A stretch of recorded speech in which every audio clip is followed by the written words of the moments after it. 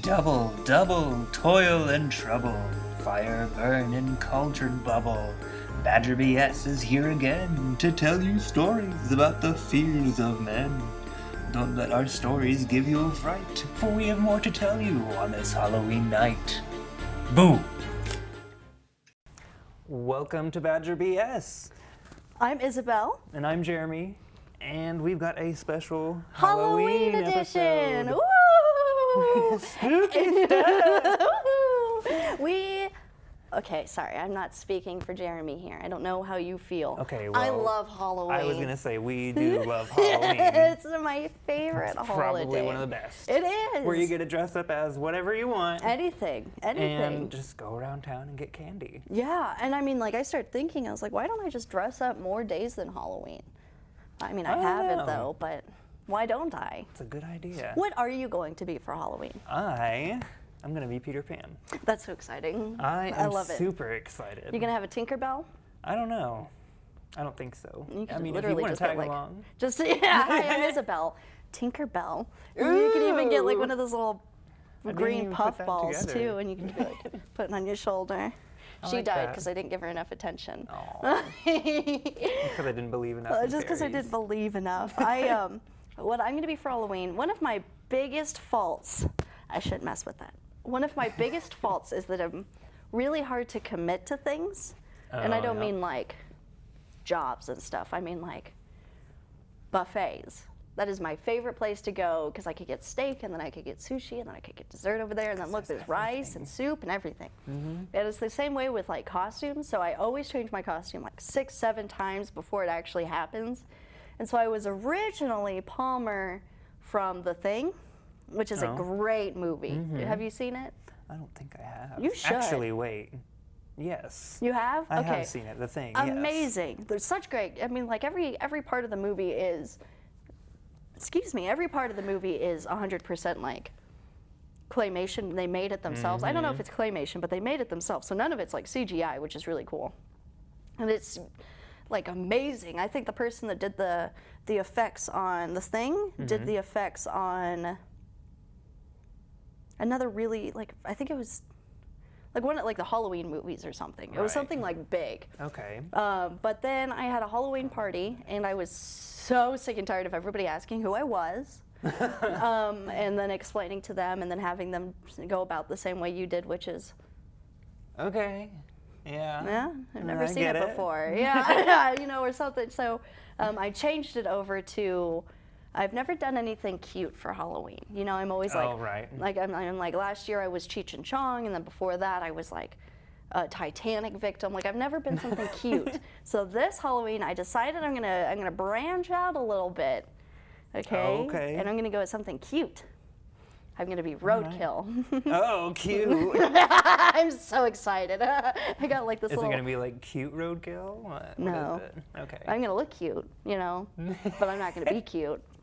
I got like, I'm gonna be a deer that was hit by a car, and so what I'm planning on doing is like blacking out my eye and then having like a fake eye hang out or something, you know, like blood and stuff. And then I got this like tan undershirt or this tan turtleneck that I was gonna, oh God, everything I got was from the thrift store, and I got the cutest skirt.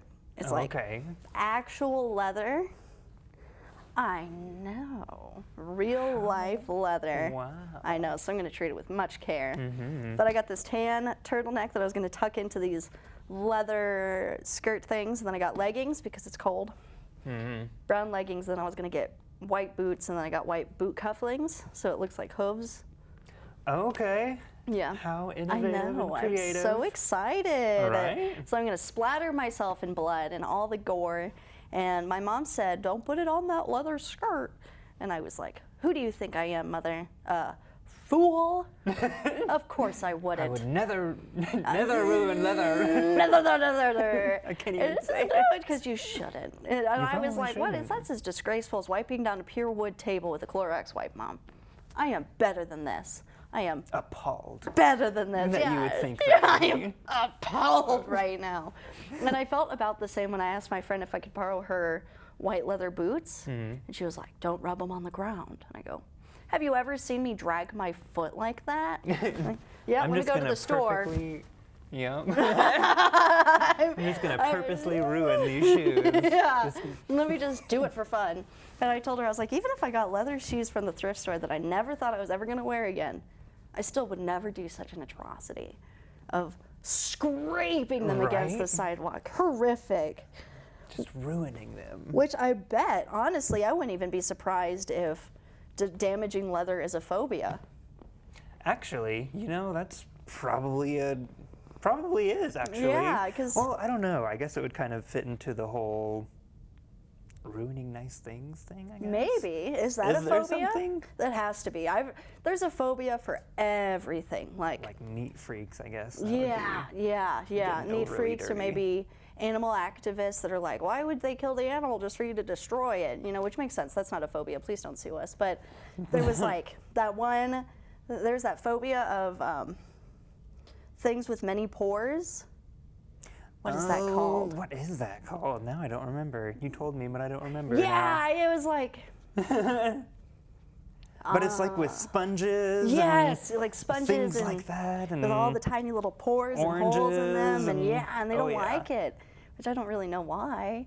I heard that things could be living in them.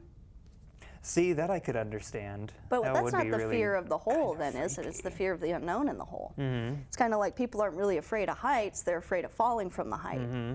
So I don't know. But I mean, there's also this fear is another one of those that I found that was really interesting, and not anything like a phobia. How they usually are is that most phobias are consistent. You're afraid of it all the time. You're afraid it's going to happen. It triggers you all the time. But fear of open and large bodies of water is completely different, because it's not like you're afraid to get in the bath. It's not like you're afraid. It's pools or whatever. It's like literally you're fine, and then you go to the ocean and it's triggered. And it's one of the only phobias that's actually triggered. Isn't that interesting? I didn't know that. Yeah, isn't that cool? That is super cool. Yeah. I mean, not for them. No, but. that sucks. You know, that does suck. But it is kind of neat to think cool of it. That it's like your phobia is special. Mm-hmm. Because you're different. Because like, I don't know, what would be the difference between going from the deep end of the pool to like the ocean or something? I guess. don't know. I guess it goes back to the pores, right? Because what's in there. Which I agree with. The ocean scares me. I mean, if you put me out in like the middle of the ocean or something, I'm gonna be scared. I'll probably cry and pee all at the same time. But I'm in the ocean, so it's okay. And that'll attract sharks. Yeah, and things like that. See, it's like I'm not even one of those people that's like, I am horrified of sharks, but it's like, just put you out in the water and they're all over the place. Yeah, I'm not going to win. That's not my territory. I'm not going to outswim that That's fish. Very true. I'm not going to survive underwater longer than whatever. But I don't like the idea. I went to a lake once with my Nana, and it was when I was younger. So, I was a chicken as a baby. And I had like something grazed against my leg, and it scared me so bad. And I imagine that would, I just like it. And so I like jumped onto her, and I'm like out of the water, monkey hugging her. And she was like, that was my foot that rubbed up against you. But I was so scared, so I imagine it'd be along the same lines as if I'm in the ocean, but a lot more horrifying, because I know that it's not my Nana's foot on my foot. Couldn't be. There couldn't be. There's no way. I wouldn't want it. If I had to choose between the middle of the desert or the middle of the ocean, and I mean like no boat, nothing, you're just like plopped right in the middle, what would you choose? I don't know. That's a really hard question. Because it would take a lot of effort to get back to shore, for one. It would take a lot of effort. It would be like really tiring. And you wouldn't even know which way would be shore. Exactly. You just sort of assume that one way would lead somewhere, but like how long? But then also in the middle of the desert, like... You're doomed. That's it, right there. Pretty much. Yeah, the desert scares me too. Because like they have those windstorms, and one of the things that horrifies me the most about the desert is that you'll be walking, and then the like storm will come through, and they'll shift all the dirt, and now everything looks different, and you don't have your footprints anymore. And then everything, it's like you're starting all over again. Yeah, and it's kind of like fun fact, talking about dangers and stuff, it's kind of like being in an avalanche. So, fun fact about if you do get stuck in an avalanche in the snow, spit. You spit, right? Because when you get stuck in an avalanche, you spin so much that you have no idea which way is up anymore. And so a lot of times people just start digging and they actually go down deeper and then they die. Well, what you should do is spit, and then if you spit and it like falls down, then you got to go that way, or you need to go that way. But if you spit and it goes up, then you need to go that way. Isn't that interesting? That is interesting. But that's really smart. Yeah. I would have never even thought about it. I'm very paranoid. I used to, when I was a kid, I read all kinds of like how to survive books, you know, and then there'd be situations like lava. And I'm like, gotta learn how to survive lava in the middle of the United States where there is no volcanoes or anything, and I probably ever won't be there. Yeah, but and I feel like going back, because it was a part of it. Getting stuck in the desert like that would be like getting stuck in a way worse avalanche because you're hot and you can't spit to find up. You are already there. You're just lost. Right. Ooh, I don't like it. And then at night it gets super, super cold and everything. There's that American Dad episode where they were in the desert and it was really hot, so which you're not supposed to do, by the way. Fun fact. Another fun fact, you're not supposed to take your clothes off and pee on them. I have heard of this, right? yes. Because then when it became cold, it froze to their heads. Oh my gosh. Well, it is a cartoon, okay? I do know for sure you don't pee on your clothes and put them on your head for many sanitary reasons. But I'm not sure about it getting stuck. That's the cartoon part. That I don't know about either. I don't know about that one. Because that would mean it would still have to be wet. Yeah, that's true. I don't know. I guess it would be damp and everything still. I have no idea. I don't know. How that would you work. like refresh it every now and again? I don't want to know either. Yeah, it's okay. But there's so many different kinds of phobias out there, and I am so hesitant on asking this question purely for the fact of this is a weakness that we are now showing the entire world. Oh, yes. But why don't you tell me your phobias? Okay. Well, one of mine, I think I've already told you this one, was the fear of clowns. Yes, which is called... Whoa, I don't remember it, but I looked it up. And the fear of clowns originates from stilt walking, which is very interesting also because... Yeah. Now that you mention that, I used to have a recurring dream, like back whenever I was a little kid and everything. And it used to be like this giant person just chasing me. And I thought it was really weird that you would relate it to the stilt walking thing. Yeah, that is like, crazy. Oh like a constant fear. That's crazy. I used to have a reoccurring dream as a kid. I feel like everybody's had reoccurring dreams as kids, you know? But mine was where my dad used to live. It was in the middle of nowhere of Wyoming, which is point blank anywhere in Wyoming. And there was this like hill that just dropped off, and I had no idea where it went off to, but I was too scared to go and look. Right. What's on the other side of that hole in the ground?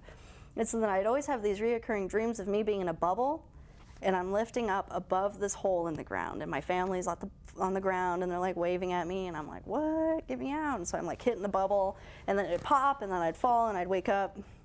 And so then one day I was just like, no, no more. And I went, and I checked out the hill, and God, it was stupid. It was like... That was it? Yeah. But this whole kid imagination was that it dropped off and then there's nothing. And then the pits of hell were underneath. Yeah, and then it was just hell underneath. You know, and then I walked up to it and it was like 2 feet. I could have snowed down it, or like if it snowed, it'd sled on it and then been disappointed. Yeah, okay. Now we're done. Yeah, Gotta go back and I up. was just bummer. Oh God, I kind of hoped it was a little bit more so that it just seemed more rational. What other phobias do you have? And then I'll explain some of my phobias, but I want to hear more of yours. Let me see, what else? I don't know, I think if I was put in a big like body of water or something, I would be afraid of that. Yeah, but is that a phobia or is that just a common fear? I would just be kind of like the fear of the unknown thing is what I think. I can't see the bottom of it, so I'm just like, what is down there? What is down there? Something's just gonna reach up and... Those people that go scuba diving, that scares I me. know. I don't like it. I just can't. I can't do it. Or going into those submarines, I guess claustrophobia would be a thing too. Oh, yeah. You claustrophobic, or it would be an issue with submarines? A little bit. I would just have an issue with submarines and going underwater with I would feel safer underwater in a submarine compared to just scuba diving. See? Yeah. I don't know. I wouldn't want to do it. I wouldn't want to be in the enclosed area whenever there's a whole bunch of like water that could just come in and possibly drown me. Kill me at any moment. It's like those, I love exploring abandoned buildings and all that. But like, there's all the, and I find it so fascinating, and it's like this constant battle I have with myself on it, of like all the abandoned ships under sea, and then you can go and like explore them, and there's some of it that's still in like exact condition because the water like fossilized it, you know, but that sounds horrifying. Like, what? Like, what if the thing just falls apart on you or something? Oh my God, are you like, because it goes back to the, I'm not going to win in this situation. If a fish came up on land and tried fighting me, I'd win.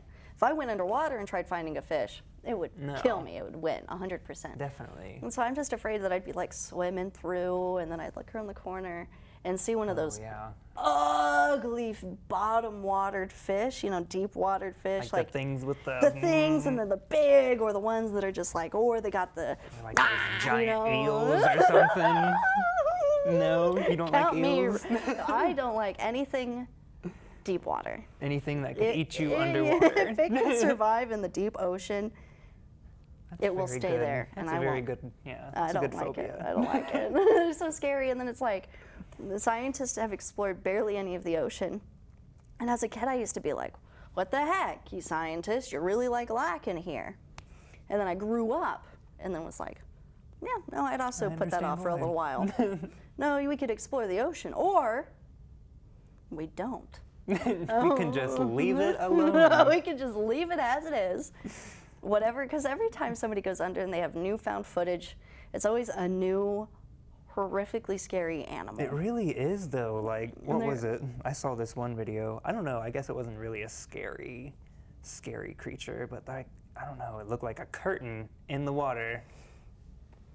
It was kind of neat. Like honestly. a ribbon? Like a ribbon. Wow, I think I've seen one of those. Except for it was a real-life creature. Was it like an eel?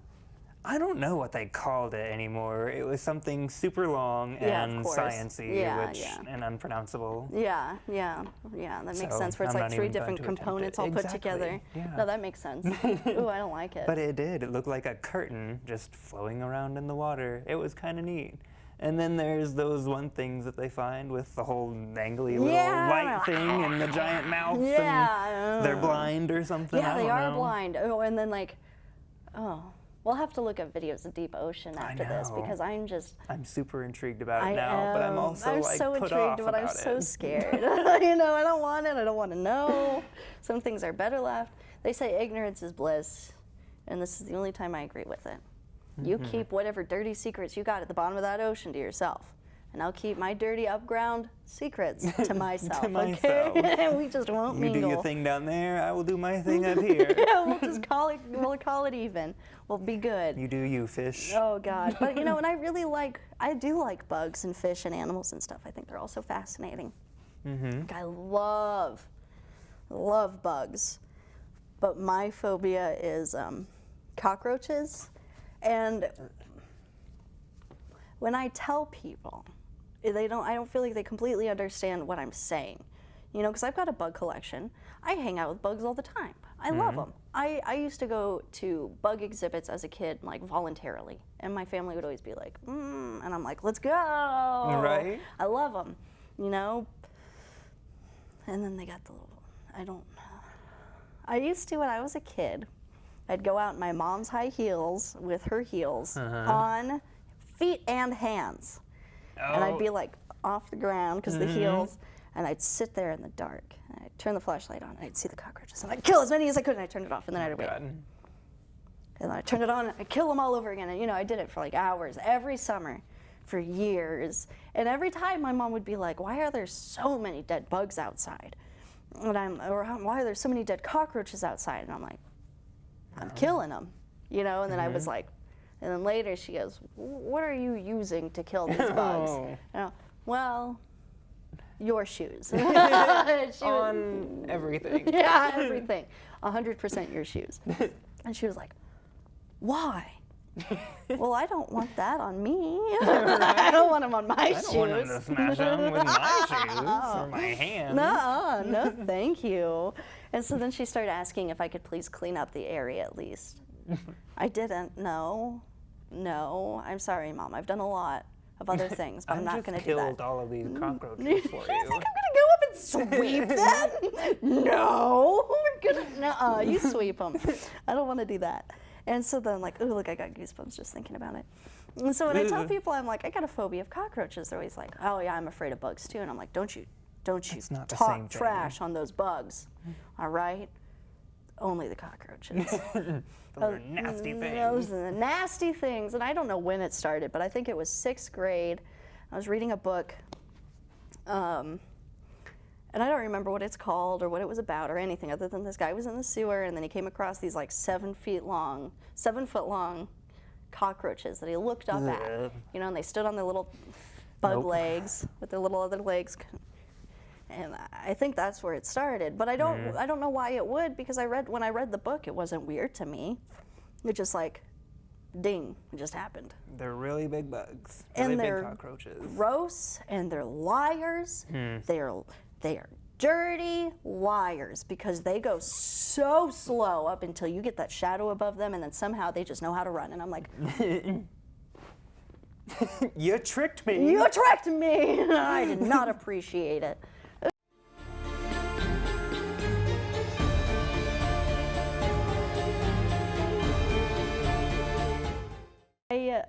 Do you have any scary stories? I know I went on a little bit of a tangent there, but not really. I'm sure you've got loads though. yeah, my dad, when we would go camping, he used to tell the scary story, and it was 3 children, because at the time it was me and then my dad and I, and then his friend and his 2 kids. So there was always 2 adults, 3 kids.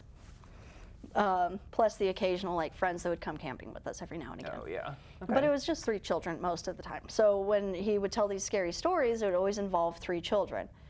And as a kid, kids are so funny, aren't they? Because as a kid, I was like, what are the odds? Oh my gosh. Oh. And then growing up, I'm like, those are the odds. The odds were that, okay, that makes sense.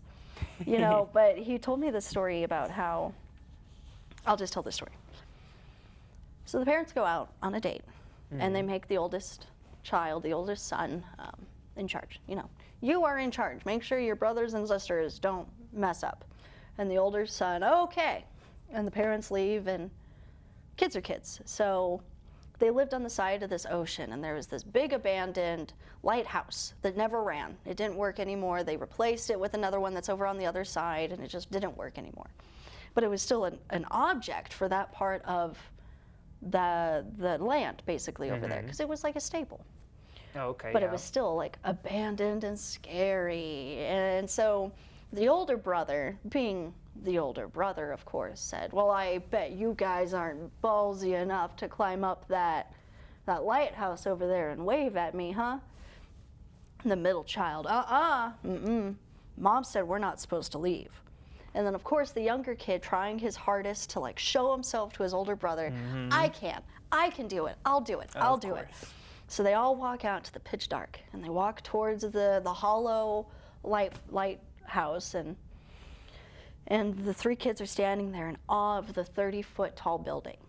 And when the big brother shuffles, shoos the little brother forward, well, you gonna do it, or are you just gonna be a baby about it? Oh, I'm gonna do it, he replies. And so he goes and touches the doorknob, and he turns it and looks back real quick, and then opens it, and oh, it's just a set of stairs. Okay, that's not too bad. It's still pretty dark, but the younger son feels a bit better, or the youngest child now feels a bit better about it. Just seeing what it could have been was more horrifying of what it was. It's just stairs. He can walk up the stairs easy. Wave at his brother at the top. That'll show him. He's now going to be number 1. So he takes a deep breath, and he puts his hand on the side of the wall, the bar basically, and he starts counting the steps. 1, 2, 3, and then a few moments pass. 26, 27, 28, and so on and so forth until he finally gets to the top. 51, 52, 53, 54, 55. 55 steps. That's not too bad. I mean, I wouldn't want to walk 55 steps, but for a child really wanting to, like a determined child, that's not bad. So he keeps the number in his head, 55, 55, 55, 55 steps, because he doesn't, it's dark, you don't want to miss a step and then go tumbling down the whole way. And so now he's up the window where the light once shone. Dirty and gross, but you can still see out of it, and you can still see in it. He's knocking on the window, and he's banging, and he's banging, and he's yelling, and he sees his two siblings down there looking and waiting and checking and looking up, but they don't see him. He's waving and he's knocking, and they don't seem to have any acknowledgement that he's there. And so the little brother gets so mad.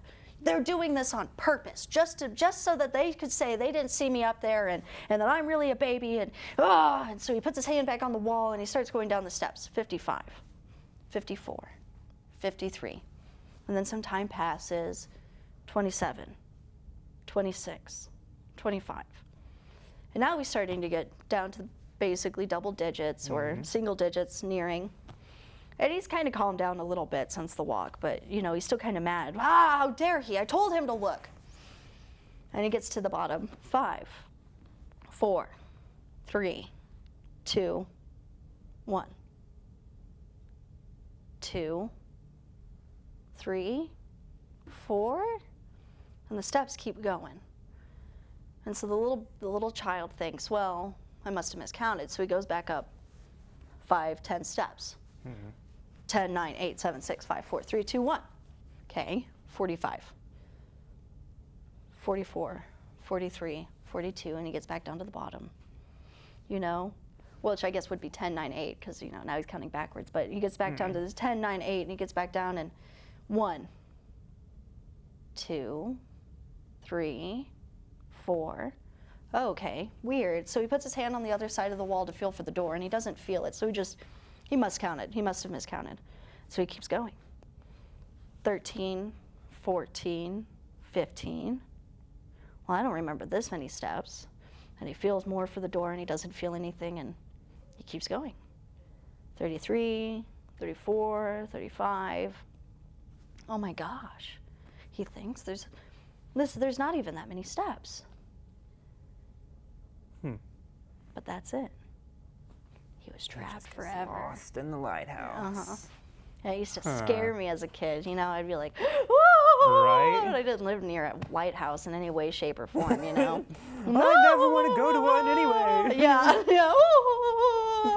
And it used to scare me so bad. And I kind of felt the same way when I came to the conclusion that the 3 kids were just me and the 2 kids that I was friends with at the time that would go camping with us. And it kind of felt the same as when my mom used to tell me that those electric door buttons only have a certain amount of uses, so you can't play with them. And then, like, literally 2 weeks ago, I was like, they're electricity. Electricity doesn't have, there is no limit on electricity. Also, think about what it would be like for the handicapped people if it was like, you only have 10 times to go out that door, so you better use them wisely. You know, I mean. But what if somebody else uses the other guy? Yeah, I know. So then when I came to the conclusion that it was in fact just a lie, that's kind of how I felt, where it was like, oh. So I started pressing the buttons. Like, as many times as I wanted. I don't feel bad at all. Not anymore. Oh my gosh, it was so funny. That is very true. God, yeah. I've heard that many times too before. You can only do it so many times before it breaks. Yeah, I'm like, okay, then I won't. Which I guess is a really good thing for kids. You know, it's kind of like the lies you tell your children, and one of them is I read one that was like, when the ice cream truck's music is on, it means they ran out of ice cream. You know, that one's funny. That one's always really funny. I have other stories, but I feel like we can save them, like spooky stories, and not so spooky stories. But I feel like we can save them for the other Badger BS episode. Oh yeah, definitely. Because I got one about NyQuil that I'm more than excited to share. Oh, NyQuil? Okay, we'll just do it anyways. Okay, because it's like a scary joke. Okay, yeah. Okay, so it's a joke about NyQuil. So you have these 3 men, and they just graduated from college, and after graduating from college, they decided to take a fun trip to the Malaysian mountains. You know, and so they're going through all the temples, and they're exploring, and they're looking around, and they're just enjoying being out of college. The free life of education and job opportunities awaiting them. They just wanted to take a break first. And well, they're going through, and they get to 3 hallways. one for every one of them.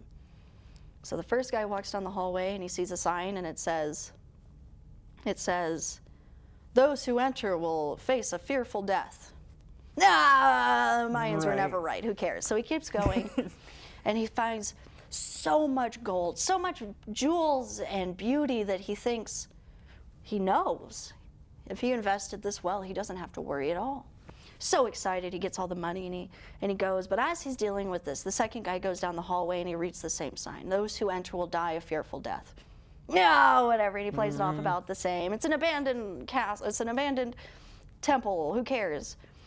And so on and so forth to the last man. They all found the equal amount of money. And now, because they did just graduate from college, they understand investments and money safety and like really how to live the best with your money. They're not some stupid boys. And so they invest pretty well, and one of them moves up to Michigan and the other one moves over to Arizona. And then the first guy who walked down the hallway, also technically the last guy, was more of a humble man, and he just moved to Texas. Now, all three of their houses were quite large. It was just the man from Texas was a little bit more reserved about showing it. But time did pass on, and years went on, and they kind of lost contact with each other, trying to deal with family and love and their money and business and what have you. And well, the guy from Texas decides, you know what? I need to go see my friends. I need to go see my friends in Michigan and Arizona. I haven't spoken to them in years. And so he gets on his private jet and he flies all the way to Michigan. And when he gets there, he is just blown away with the house. It's like it's made out of fire. It's just these beautiful stones with gauntlets out front and a fireplace and just all kinds of beautiful decor of just fire. It's like it's part of the art itself. And of course, the guy from Texas takes a minute to appreciate and compliment this man's house. "Oh, you did such a wonderful job. It looks great." And the guy from Michigan, "Thanks, thanks. I love Michigan. It's just a little cold, so I just decided to warm it up a little bit with some nice art fire." And, they catch up and they talk a little bit, and then after some time, the guy from Texas gets back in his jet, and he goes back to Texas, and he, sleeps the next day. And after that, he goes and visits his friend in Arizona. And his friend in Arizona, he's got water fountains everywhere and a massive pool in the back and fountains with the angels and they're spitting water and the fountains with the waterfalls. And I mean, it is just gorgeous. And so, of course, the guy from Texas takes a minute to compliment this man's house and what he did with it. And the man from Arizona says, "Thanks, I love Arizona. It's just a little hot for me, so I just thought I'd cool off with some water." "Oh, yeah, of course. That makes sense." And so the guy from Texas, after a bit of talking with the man from Arizona, gets back on his jet and he flies back home. He carries on as usual. He gets his mail in the morning, he gets his newspaper, and he reads it, and he sees that his friend from Michigan burned to death. And now, shocked by this news, it occurs to him that sign, "You will die a fearful death," what if they're correct? And so out of fear, he jumps in his private jet and he flies all the way to Arizona to try and warn his friends. But in the time that he's in Arizona, he hires a bunch of people to rebuild his house and make it into this massive steel-framed wall with just a maze in the middle. And then right in the smack of this maze, at the exit of this maze, is the central, where it has all the cameras, all of everything he needs. Now, he also, of course, has enough money that he just hired people to get supplies that he needed while he was gone. So they stocked him up on food and water and like guns, knives, bullets, ammo, or grenades, everything. And then of course things for if you get sick or what have you. You never know. You never know. Right. Especially when you're traveling cold to hot all the time. But anyway, so he goes to Arizona and he's trying to convince his friend, "Seriously, please, we need to just go. Why don't you and I spend a little bit of time together? We'll go to a hotel or something." And the guy from Arizona is, whatever. It was just coincidence. It sucks that our friend died, but it was just coincidence. Having that much fire in a house, it's just bound to happen to have a catch on fire. The guy from Texas, exhausted from flying all over for the last couple of days and really just exhausted from the loss of his friend and his other friend not taking it as seriously, just decides that he might as well give up. He'll just go home and do what he needs. And well, he does. He goes home, and just as per usual, he wakes up in the morning, he gets his bills, he gets his coffee, he gets his newspaper, and he sees that his friend from Arizona had drowned. Well, that less of a coincidence, you see. Now, how did he drown in a pool if he loved him so much? So now this man is horrified. What could possibly be this thing that's out to get us? And so he runs through his whole house, knowing the maze exactly, because he, of course, designed it and built it, hired people to build it. And he gets to the middle, and he spends months sitting there eating and getting ready and just dealing with the fear. And he's looking at 8 cameras, 8 monitors that have cameras everywhere, all in his house. And he starts to feel a little bit more relaxed, knowing that after some time, nothing's come to get him as soon as it got his friends. But he sees on the monitor a ghostly figure at his front door.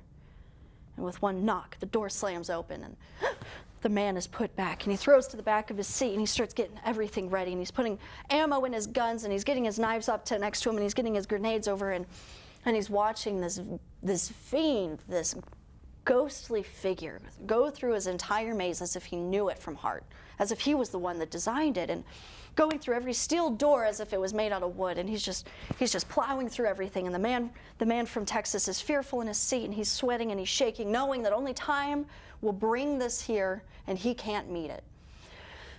He steadies himself as much as he can, and he breathes and he thinks, and he grabs his gun, and one bang and the door shakes right behind him. And he turns around. 2 bangs and the door shakes, coming off its hinges just a little. He takes a deep breath. Okay, this is it. This is the moment we've been waiting for. The 3rd bang and the door slams open, exposing this thing to this man. And he starts shooting at it. He starts throwing grenades, and nothing is stopping it. And it just keeps coming so slowly, and it's so scary. And the man, praying to everything he can, throwing everything he has, shooting all the ammo, he realizes that there's nothing left. And this is it. This is it. And the ghastly figure turns into a coffin, ready to open him up to death. And the man shuts his eyes, and he reaches over and he grabs the last thing he has, which was the NyQuil, in case he got sick, of course. And put that back right there. There we go. Our Halloween decorations. But anyways, he grabs the NyQuil, shaking. He tosses it right in, and the coffin shuts, and it disappears, and it now is just a mist of nothing. And the man, he takes a deep... There we go. There we go. He takes a deep, relaxed breath. He's safe. He's free. It's gone. He wipes his brow, and he goes, I guess NyQuil really does stop the coffins. That was pretty good, actually. NyQuil really does stop the coffins. I know, it's like this 10-minute long story where you do get so involved in it, and you're like, what's going to happen? Right. So I told my friend that joke story, and the whole time I'm looking at her, and my favorite is the reaction. So she's sitting there, and she's chewing on her nails, and she'll rearrange every time something happens. Do what? Yeah, and then I got to that part of it where I guess NyQuil really does stop the coffins. And she goes, and then we just sat in silence for a minute while I looked at her like this. What'd you think? She's looking at me like this. And then she goes, you should get into storytelling. I was going to say, you are really good at storytelling, though. Thank you. And I'll tell you exactly what I told her. What do you think I'm going to school for? I'm not just...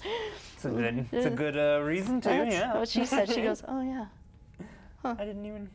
Yeah. That's right. I forgot about that. But I mean, that's one of my favorite jokes to this day. You know, I love it. And I mean, like, the best part about the joke is that you could literally add anything to it. All you need is the 3 men, mention NyQuil at the beginning, and then the NyQuil at the end. But all the other stuff in between, you can put as much filth and fluff and jumbo jimbo in there as you want to get to the point where it's like so stretched out that when you say I have a joke about NyQuil at the beginning, that when they get to about this point, they forget it's a joke. I was going to ask you, when does it get to the NyQuil? Yeah, where does it get? Where does this fit in? Yeah, where is this going? Oh, but I love it. I love it so much. That is pretty good. So Had me going. Yeah. It really did. Yeah, I love it. I love getting into it, too. Acting it out. I know, you were getting really animated with it, too. That was it's like good. so good. I love the joke. It was told by one of my friends who had passed away about 2 years ago, and so I keep his memory alive with the awful joke he's told. Well, that's sweet. Where I was the only one that laughed, and everybody else was mad. And he goes, hey. and everybody else was like, You Tell that wasted story 15 again. minutes. And I'm like, that was funny. That was I'm going to good. take that. That's mine now. Stealing. Yeah. Whoop, in my pocket. Oh my God, it was so funny. But I think that's a perfect note to end on. I think so too. Yeah, it's a good little story. Yeah. Nice little jokey at the end. We All talked right. about Halloween. It was a fearful story. I mean, this episode is a little longer than we usually do, but that's all right. That is true. I mean, Halloween's pretty good. Halloween is pretty good, you know. Halloween is pretty good. Okay. Well.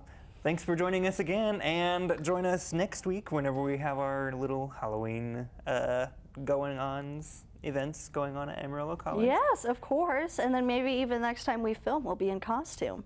Oh, that would be a good idea. That would be fun. All That right. would be fun. Alrighty. Well, see you next time, everyone. Bye. Okay.